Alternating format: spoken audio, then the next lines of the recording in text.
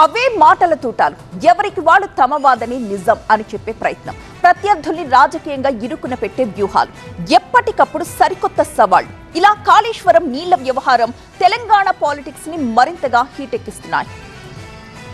కాళేశ్వరంపై తెలంగాణలో రాజకీయ యుద్ధం కొనసాగుతోంది.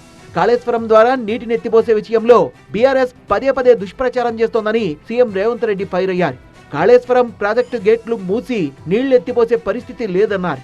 3 బ్యారేజీల్లో నీరు నింపకూడదని ఎన్డీఎస్సీఏనే చెప్పిందన్నారు.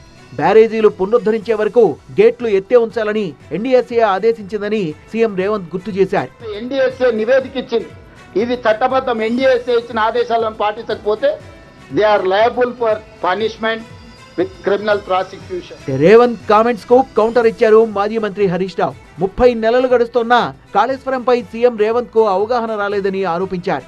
కన్నెపల్లి దగ్గర నీటిని ఎత్తిపోయిచ్చని మరోసారి స్పష్టం చేసిన ఆయన, పొలాల్లో నీళ్లు పారించమంటే రేవంత్ బూతులు పారిస్తున్నారన్నారు.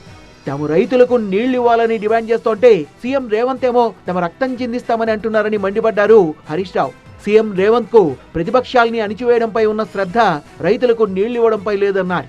కాళేశ్వరం విషయంలో బీఆర్ఎస్ ఇంకా అబద్ధాల్ని ప్రచారం చేస్తోందని ఫైర్ అయింది కాంగ్రెస్. పారుతోన్న నీరు నిల్వ చేయకుండా ఎలా ఒడిసిపట్టుకుంటారని ప్రశ్నించారు. హరీష్ రావు ఇప్పటికైనా నాటకాల్ని ఆపాలన్నారు ఎమ్మెల్సీ అద్దంకి దయాకర్.